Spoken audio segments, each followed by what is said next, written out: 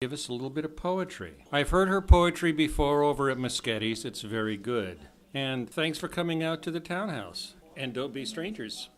We're always here. So I told Steph I'll do one. And then if I'm feeling, I might do another one. But this is called Judgment Day. What's up with your subliminals, huh? Just because I wear a hoodie and baggy jeans doesn't make me a criminal. Question. If it's the way that I dress then, would I be treated any different then if I wore a three-piece suit, 9 to 5 inside, trading on Wall Street and stole all your loot? Listen, because thievery is an art, and I don't care how well you dress the part. If it's in you, it's in your heart. But some people will never change, always judging, always got something to say, but not a word come Judgment Day. Acting like you're hard and calling yourselves God. Well, who do you think you are? Because when you add it all up, it only equals 1 to 5%, and that's just what you represent. So what's your intent, huh? Bent on calling us that 5-letter word? That's not being hard, that's being absurd. A disrespect to all the mothers, sisters, and daughters. But then you wonder why this world is out of order. But things ain't always what they seem, because when you want some change, all of a sudden I'm your Nubian queen. Listen, because the difference between being a thug and hard is plain old ego, and you need to let that go, because I'm not a thug, and I don't sell drugs, and I never stole anything in my life.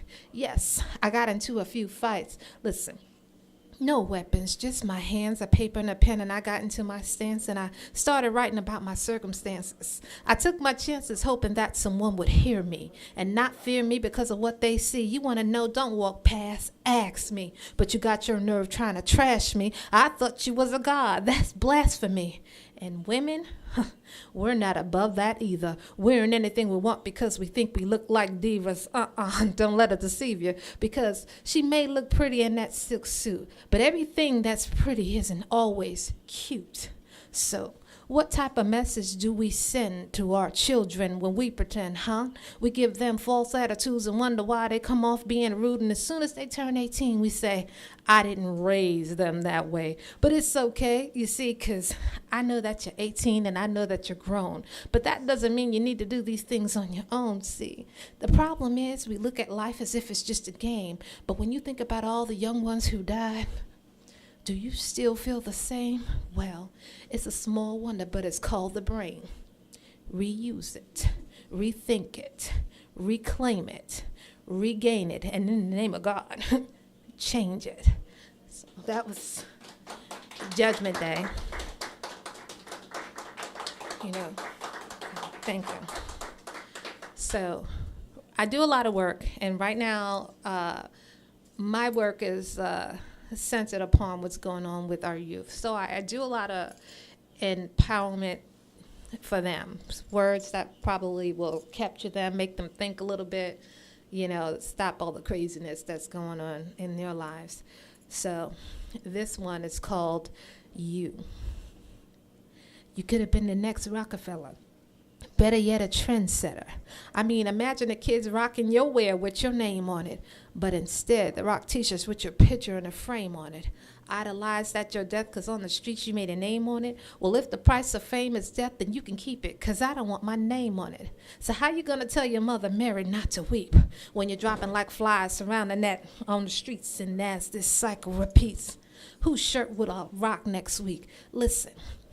You're idolizing the wrong one, because it's just one son, and he already paid the price. So how dare you take a life and claim it on the east, north, west, or south side? Listen, Mary cries because she doesn't understand why her child had to die. So please stop using that title line, the man, and don't come at me talking about you didn't understand. Don't come at me talking about you didn't know what to do. Listen, show me a man that has that much power over you, and show me a man that takes away your right to choose. And I might even bend down, kiss the pinky rings of the shoes. Listen, young ones, you got a right to choose.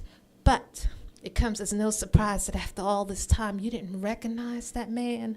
But that man is you. So,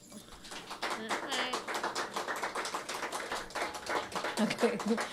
Way too long. Okay. Is it? Okay. Okay. Right.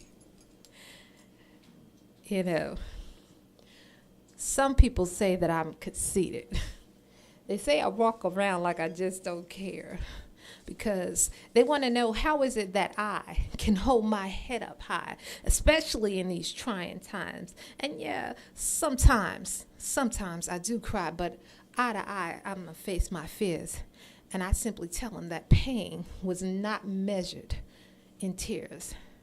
You see, I learned a long time ago that the battle was never mine to begin with, so I leave it after giving it to my Father because He's undefeated. Listen, I'm not special because of my poetry. It's a gift from my Father. He gave it to me, and I know some people will turn around, roll their eyes because they don't agree, but that's okay because my dad is going to make a believer out of you yet. So calling me conceited, well, I've been called worse, so save it. But I do like the term divinely favored. Peace.